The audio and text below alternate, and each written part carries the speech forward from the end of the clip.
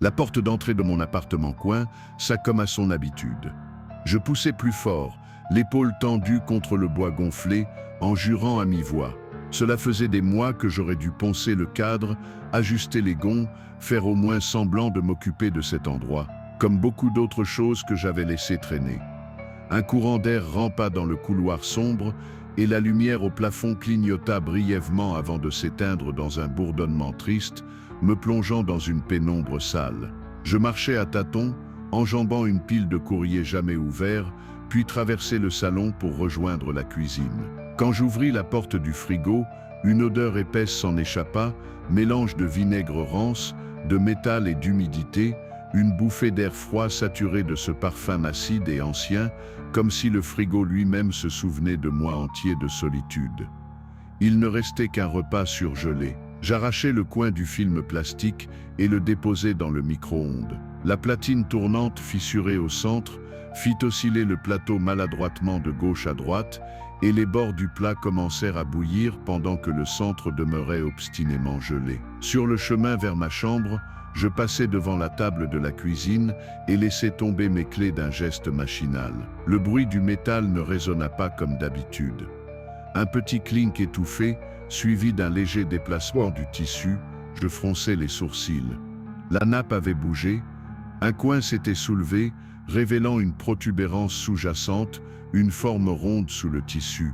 Je me penchai, intrigué. Peut-être un objet laissé là par mon ex, un vieux bouton tombé d'un manteau, ou une bille oubliée, roulée sous la nappe et piégée là depuis des semaines. Je tirai doucement sur le tissu, et ce que je vis me fit reculer d'un bond.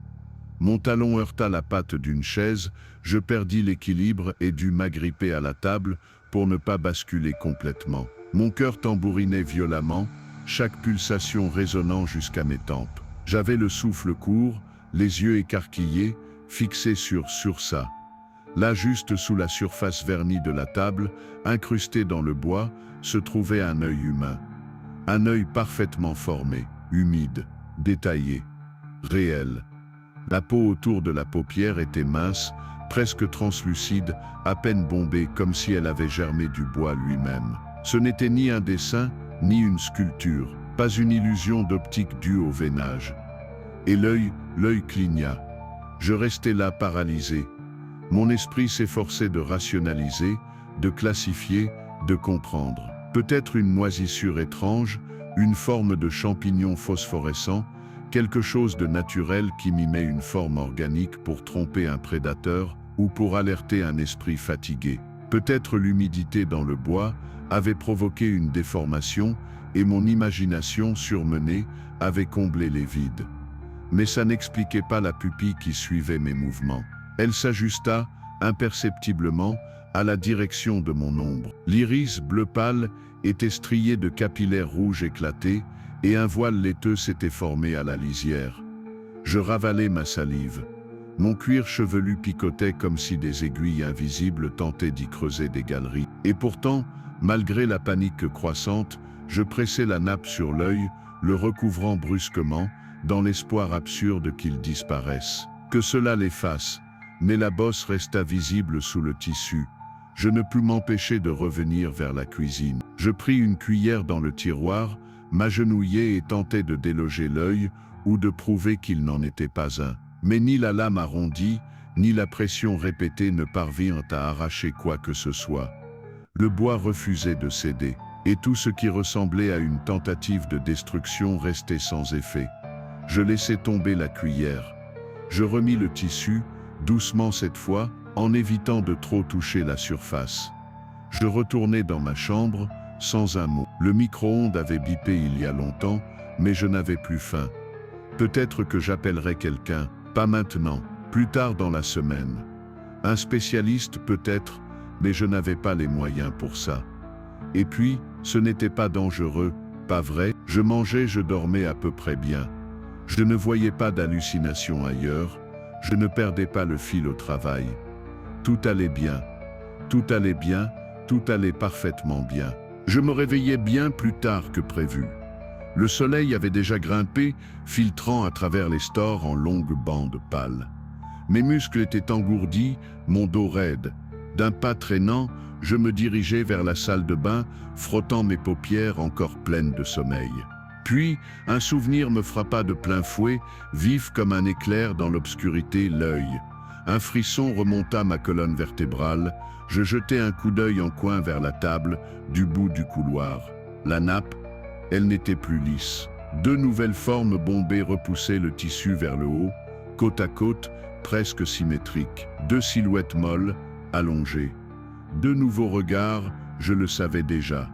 Je n'avais même pas besoin de soulever la nappe pour comprendre ce qui se trouvait là, sous le coton froissé. Je n'avais pas envie de le vérifier. Je fis demi-tour, passai un chiffon humide sur mon visage sans regarder le miroir, puis m'habillai rapidement. Jean, sweat, basket, tout était mécanique. Je ne pouvais pas me permettre de m'attarder sur ce que cela impliquait. Une troisième, une quatrième. Combien d'yeux avant que la table ne ressemble à quelque chose d'inhumain. Je pris une tasse sur l'étagère, versai ce qui restait dans la cafetière, du liquide tiède, noir et amer comme un mauvais souvenir, puis, sans accorder un nouveau regard à la cuisine, je tournai la clé dans la serrure et claquai la porte derrière moi. Je refusais d'y penser. Je ne devais pas y penser. La journée au bureau fut encore pire que d'habitude. À peine arrivé, j'entendis les premiers cris provenant du fond de la salle. Les rapports hebdomadaires étaient tous décalés. Quelqu'un avait fait n'importe quoi avec les chiffres pendant le service de nuit. Tout était à reprendre, à la main. Et moi, j'étais déjà en retard. Ma tête bourdonnait. Je ne parvenais pas à me concentrer.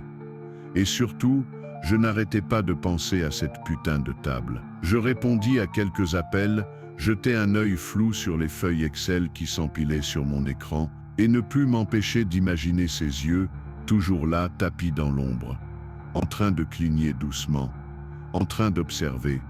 Je tentais de rationaliser. Encore, toujours. Ce devait être une moisissure, une sorte de champignon visuel, une infection du bois. Cela devait être biologique, explicable, traitable. Mais je connaissais les tarifs. Une inspection, même sommaire, coûterait bien plus que ce que j'avais sur mon compte. Il devrait poncer la surface, traiter la zone, peut-être même ouvrir les murs pour voir s'il n'y avait pas de propagation. Et si ce n'était pas une moisissure? Si c'était quelque chose de pire? Inconnu, inexpliqué.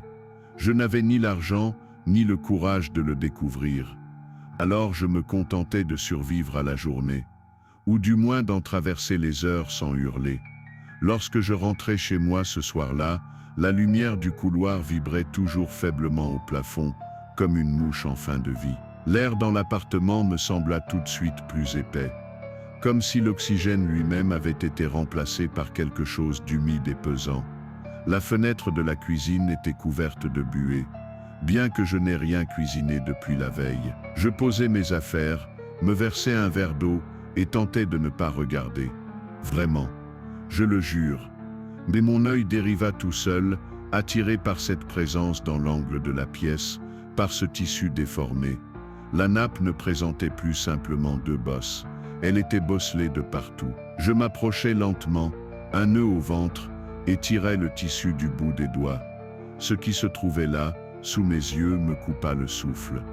Des yeux, des dizaines d'yeux, intégrés à la surface du bois, comme si la table les avait lentement absorbés. Certains grands, ouverts, parfaitement ronds, d'autres à moitié fermés, fatigués, injectés de sang.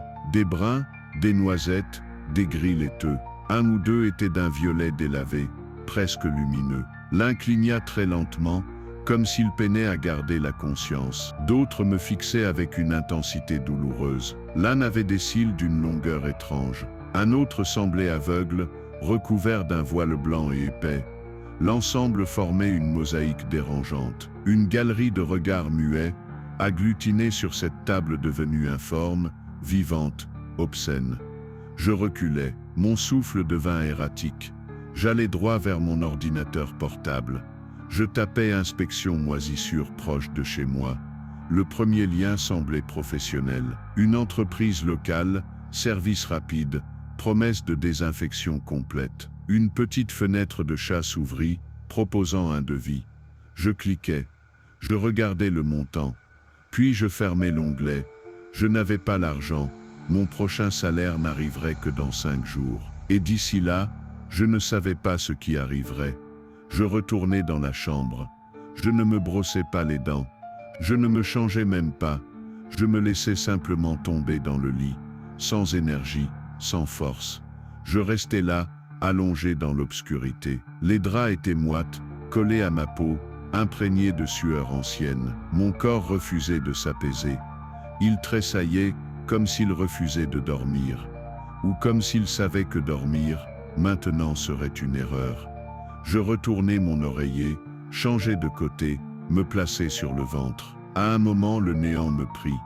Mais il ne dura pas. Ce fut un détail infime qui me réveilla, un simple frisson, un glissement presque imperceptible contre ma peau.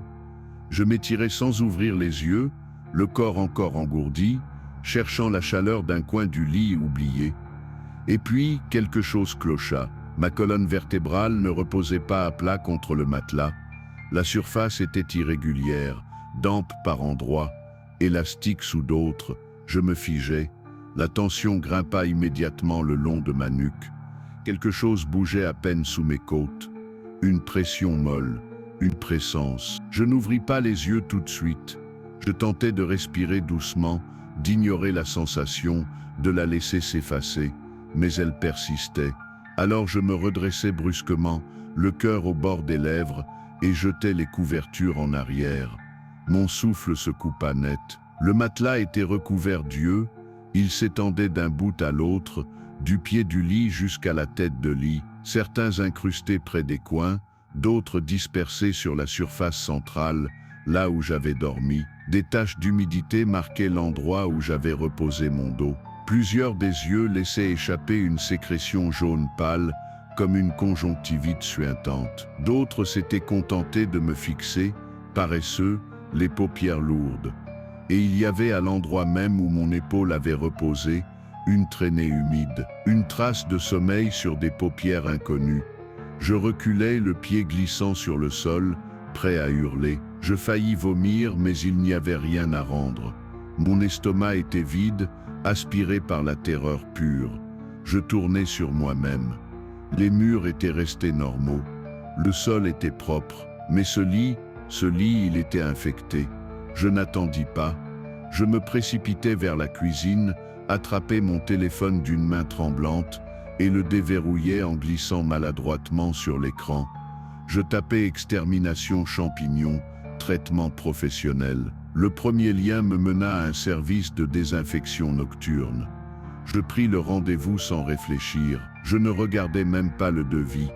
Le prix me donna des crampes à l'estomac, mais je cliquais confirmer.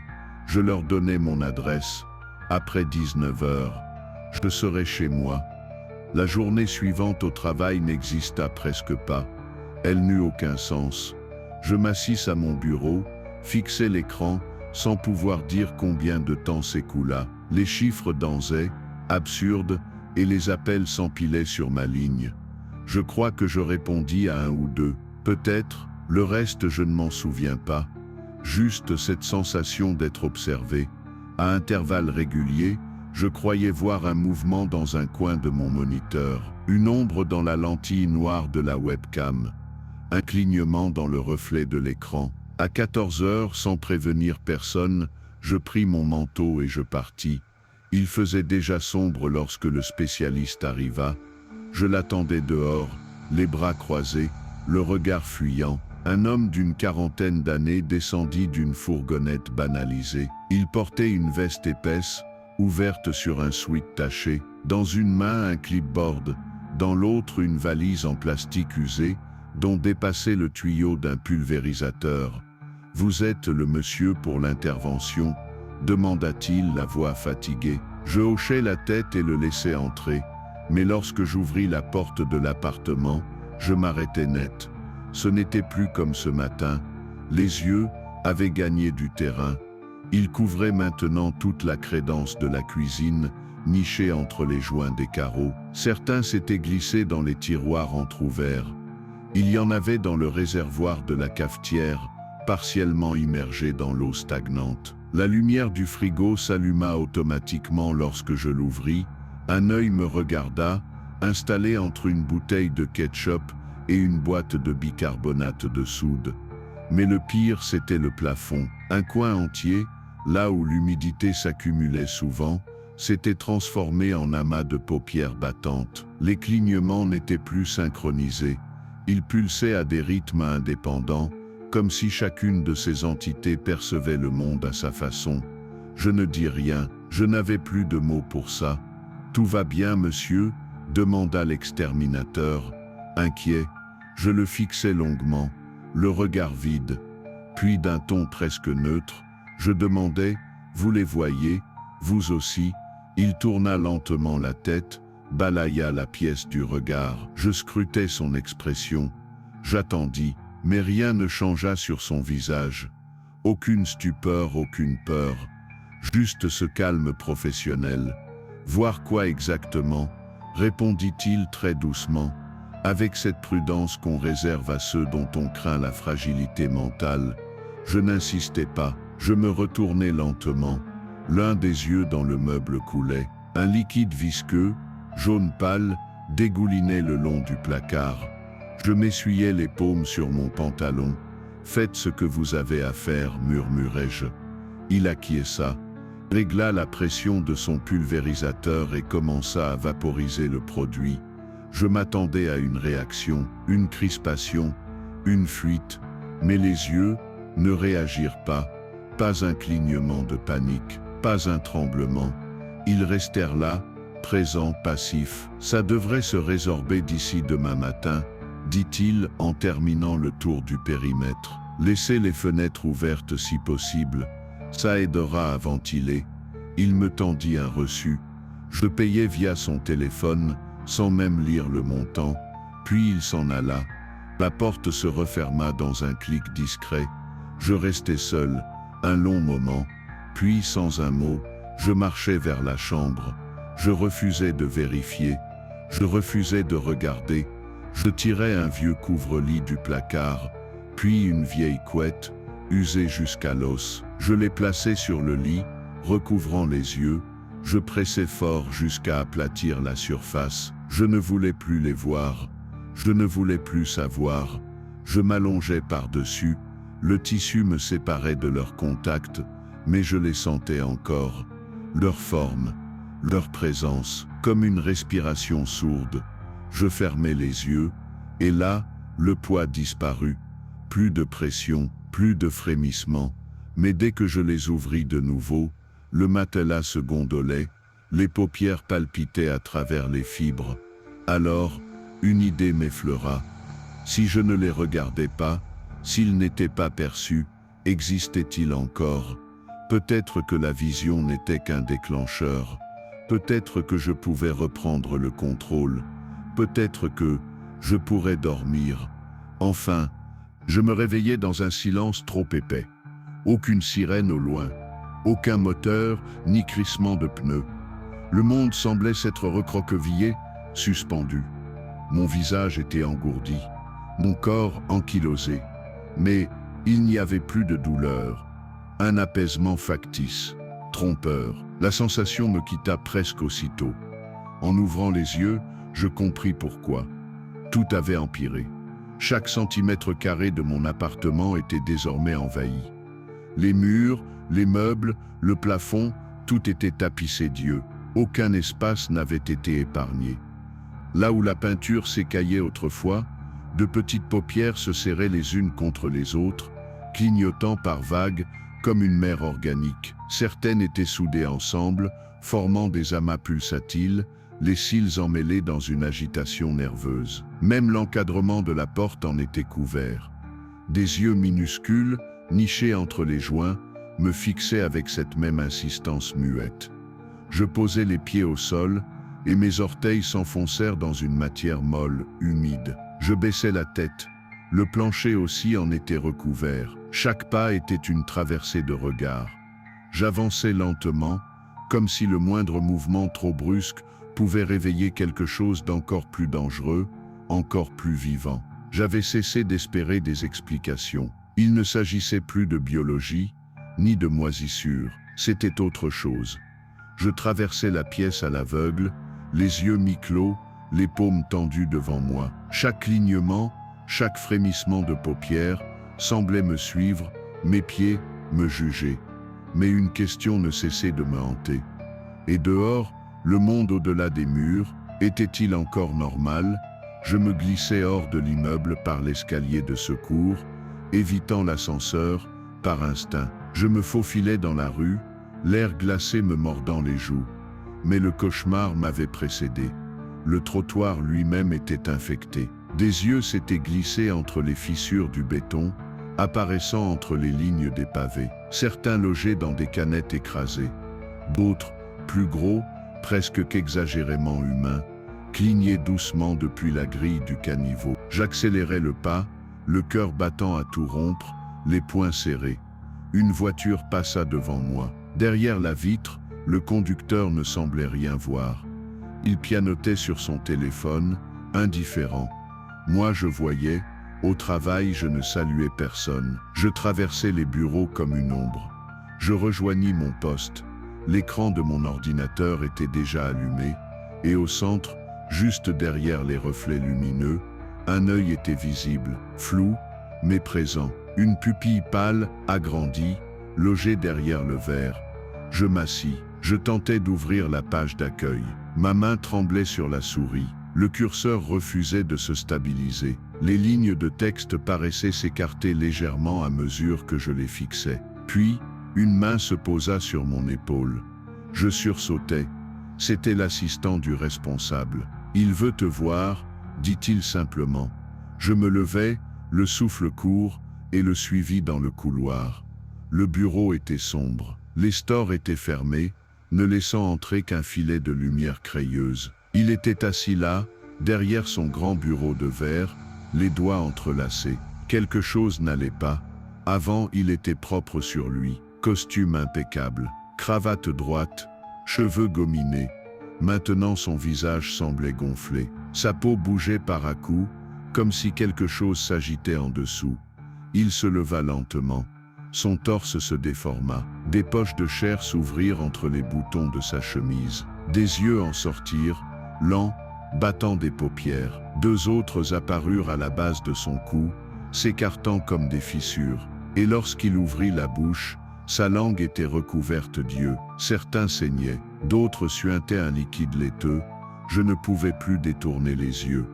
Il bougea les lèvres. Par là, mais aucun son ne me parvenait. J'étais trop fasciné, ou trop terrorisé, pour comprendre. Puis, il haussa la voix, crispa les mâchoires. « Tu m'écoutes » lança-t-il. « Qu'est-ce qui ne va pas chez toi dernièrement ?» Je clignai lentement des yeux, comme pour reprendre pied. Je ne sais pas. Il me fixa, un long moment. Puis, d'une voix froide, « Sors d'ici ». Je ne discutais pas. Je quittais l'entreprise sans un mot. Je traversais le parking à pas pressés. Mais ma voiture était condamnée. Des yeux recouvraient le siège conducteur, entortillé dans la sellerie. Le volant semblait vivant, des veines palpitantes courant le long du cuir. Un œil gigantesque me fixait depuis le miroir intérieur. Je fis volte-face et partis à pied.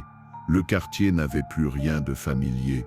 Un panneau stop avait une couronne de regards autour de son contour rouge. Les vitres du bus étaient couvertes de paupières qui battaient lentement au rythme de mon approche. Une fillette au coin de la rue se pencha et ramassa une fleur blanche. Elle l'agita devant sa mère joyeuse. Mais ce n'était pas une fleur. Au centre des pétales, un iris bleu brillait, parfaitement immobile. La mère sourit. Moi je continuais de marcher. Lorsque je rentrai, je dus forcer la porte. Elle résista, comme si l'appartement lui-même me refusait l'entrée. Mais j'entrai. L'intérieur avait changé encore une fois. Les yeux avaient proliféré, sur les murs, les meubles, les poignées, les interrupteurs. Le moindre espace avait été absorbé. Le plafond bougeait par vagues lentes, comme une respiration collective. La table de la cuisine était méconnaissable. Les yeux y formaient maintenant des nœuds entremêlés, les paupières se croisant, se superposant, créant des vagues d'ondulations organiques. Je m'assis. Le siège aussi était recouvert. Des paupières se pressaient contre mes cuisses, mes omoplates, mes hanches. Mais je ne bougeais pas, je ne réagis pas. Je fermais simplement les yeux. Et là, tout disparut. Je ne savais plus combien de temps j'étais resté là, les yeux clos, assis dans cette mer de chair et de paupières. Le temps semblait suspendu, figé dans cette obscurité volontaire. Mais ce que je ressentais, ce n'était pas le silence. Sous moi, il bougeait encore, tactilement, avec lenteur, comme des serpents paresseux. Des souffles retenus, même sans les voir, je les sentais. Et pourtant, dans cette cécité volontaire, il y avait une forme de paix, de vide, un mensonge que j'étais prêt à accepter. Mais ce n'était pas suffisant. Je comprenais maintenant. Ce n'avait jamais été une question de perception visuelle. Ce n'était pas une malédiction liée à l'acte de voir. C'était un choix. Leur présence n'était pas dictée par mes yeux. Ils étaient là, que je les voie ou non. Et tant que mes paupières étaient intactes, tant que je pouvais ouvrir les yeux, ils reviendraient. Je le suce, au plus profond de moi. Alors je me levai. Mes genoux craquèrent, fatigués de cette immobilité, courbés sous le poids d'une vérité insupportable. Je me dirigeai vers la cuisine. Le tiroir à couvert racla bruyamment en s'ouvrant. Mes doigts tremblaient, tâtonnant parmi les fourchettes tordues, les spatules collantes et les pinces à salade jamais utilisées. Puis je trouvai ce que je cherchais, une cuillère. Ses bords étaient sales, couverts d'un résidu séché, mais sa forme était parfaite. Je la posai délicatement sur le comptoir. Ensuite, je me tournai vers le deuxième tiroir. Il grinça plus fort. Un bruit écorché, métallique. Au fond, enfoui sous une pelote de ficelle poussiéreuse et une lampe torche fondue, je récupérai des ciseaux. Leurs manches étaient fendues. Les lames tachées de rouille, mais elles s'ouvraient encore. Je pris les deux objets dans mes mains, leur métal froid collant à ma peau. Puis je marchai lentement jusqu'à la salle de bain.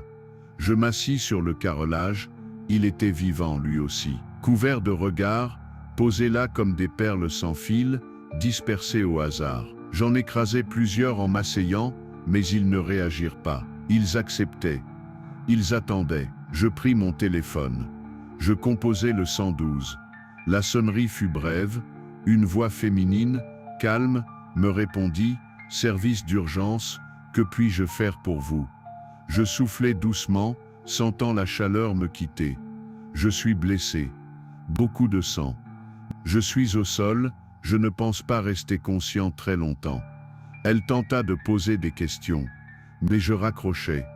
Il ne fallait pas qu'il m'en empêche. Je laissai retomber ma tête contre la baignoire. Mes doigts étaient déjà moites, mais je maintins la cuillère dans ma main droite. Je levai lentement le bras, le cœur cognant contre ma cage thoracique. J'approchai l'ustensile de mon visage. Le métal effleura l'os, juste en dessous de l'orbite. Et je pressai. Une douleur blanche explosa dans ma tête, des éclairs dans ma nuque. Un picotement atroce qui se propagea jusqu'à mes molaires. J'insistai. La courbe de la cuillère entra dans la cavité. Le globe oculaire résista. Ma main tremblait. Je poussai plus fort. Le bord déchira la chair. Le sang coula, chaud, épais, collant, vivant. Je gémis puis hurlai. Mes épaules se tendirent. Mon autre main s'agrippa au sol. Puis, dans un craquement mouillé, l'œil se détacha partiellement. Il restait pendu par des filaments, vibrant doucement, voyant encore. Je pouvais encore voir à travers lui, suspendu à ma joue. Je pris les ciseaux. Mes doigts glissèrent sur les lames trempées. La première tentative rata. Je ne coupais que ma paupière. La deuxième fut la bonne. Un bruit de tendons, de nerfs. Snap, la vision du côté droit s'éteignit d'un coup. Je vomis presque. Mais ce n'était pas fini. Le second œil résista davantage. Mes gestes étaient plus imprécis. Ma vue altérée. Le sang coulait dans ma bouche. Ma respiration devenait sifflante. Cette fois, je ne pus m'empêcher de hurler à nouveau, un son guttural animal. La cuillère glissa. Elle entra mal. Elle arracha un morceau de paupière. L'œil lutta comme s'il voulait rester. Mais moi je le voulais hors de moi. Je l'arrachais, il se déforma dans mes doigts, éclatant en partie. Je ne voyais presque plus rien. Les ciseaux tombèrent, je les repris. Mes doigts étaient poisseux. Je coupais à l'aveugle, un nerf, un cordon, quelque chose de vivant. Un dernier claque, puis plus rien. Le silence, le noir total, je m'effondrais contre le sol. La cuillère roula loin de moi. Le téléphone vibra à côté du lavabo. Les sirènes hurlaient au loin, se rapprochant. Je sentis le sang couler à l'intérieur de mes vêtements, se glisser dans mon cou, se rassembler sous mon menton. Mais pour la première fois depuis des jours, je ne voyais plus rien. Et il n'était plus là. Je ne me souviens pas exactement du moment où j'ai perdu connaissance. Peut-être que c'était juste après le deuxième œil. Peut-être que mon corps n'a simplement plus supporté la douleur, ou le choc, ou l'abandon. Tout ce que je sais, c'est que quand je suis revenu, le monde était calme. Plus de clignements. Plus de formes difformes accrochées au plafond. Plus de battements étrangers, ni de peau couverte de cils. Seulement le silence et une douleur sourde profonde, épaisse mais supportable. Mon visage était émailloté dans des bandages rigides, serrés autour de mon crâne. Je pouvais sentir le tissu épouser mes pommettes, le front, les tempes. Mon souffle était libre, mes narines dégagées. Je respirais à nouveau normalement. Même si je ne verrais plus jamais. Les premiers sons que j'ai entendus furent le bip régulier d'un moniteur cardiaque et le chointement des machines de perfusion. Puis, une porte s'est ouverte. Une voix féminine, douce, professionnelle. « Vous êtes réveillé ?» Je ne réponds pas. Elle s'approcha. Je reconnus le frottement de ses semelles sur le carrelage. Le léger grincement du lit quand elle appuya sur le bouton de contrôle. « Vous avez perdu beaucoup de sang. Mais vous êtes stable maintenant. » Je restais muet. J'attendais autre chose. Elle comprit. « Vous ne retrouverez pas la vue. Vos yeux ont été irrémédiablement endommagés, les paupières aussi. Elles ont été arrachées et nous n'avons pas pu les sauver. » Elle fit une pause. « Vous ne pourrez plus cligner. Il faudra vous habituer à garder les orbites closes. Mais vous êtes en vie. » Puis elle repartit. La porte se referma doucement. J'aurais dû ressentir de la peur, ou de la peine, ou une forme de deuil. Mais à la place, il n'y avait que du vide. Pas un vide triste, plutôt neutre. Silencieux, accepté. Je restais immobile, des heures entières, écoutant le monde glisser lentement autour de moi, comme s'il hésitait à m'approcher. Mon corps était figé, enserré dans des draps rigides, mais ma conscience flottait quelque part au-delà du lit, au-delà de moi-même. Et puis, quelque chose bougea. À peine. Juste un frisson, une ondulation à peine perceptible. Sous mon dos, un souvenir musculaire se réveilla, ce genre de sensation que l'on reconnaît avant même de pouvoir la nommer. La matière du matelas se déforma, à peine 1 millimètre, juste assez pour que je sache. Je n'avais pas besoin de voir. Je savais. Ils étaient là. Encore, je sentis leur présence, leur forme minuscule, leur battement, leurs paupières collées qui se gonflaient lentement, leur regard muet qui traversait les pansements. Je ne pouvais pas les voir, et pourtant, je les sentais me regarder. Leurs pupilles palpitaient contre le matelas, leur présence remontait jusqu'à ma nuque, jusqu'à ma colonne vertébrale. Ils étaient revenus, et cette fois ce n'était pas à cause de mes yeux. Ce n'était jamais à cause de mes paupières, c'était autre chose. Pas une vision, pas une hallucination, c'était une vérité. Quelque chose que je n'avais jamais compris, quelque chose qui n'avait rien à voir avec la rétine, ni la lumière, ni même la perception. Ils n'étaient jamais dans mon regard. Ils étaient sous ma peau, derrière mes nerfs. Peut-être que je les avais portés depuis le début. Et en leur résistant, je les avais nourris. En les niant, je les avais réveillés. Maintenant, je ne peux plus fuir. Je ne peux plus me cacher derrière la cécité. Car même sans les voir, je sais qu'ils me regardent. Tout le temps. Partout, je suis devenu leur hôte. Et chaque seconde que je passe dans ce lit, je sens leur présence enfler, grandir. Un jour, peut-être bientôt, Ils n'auront plus besoin d'Dieu pour exister.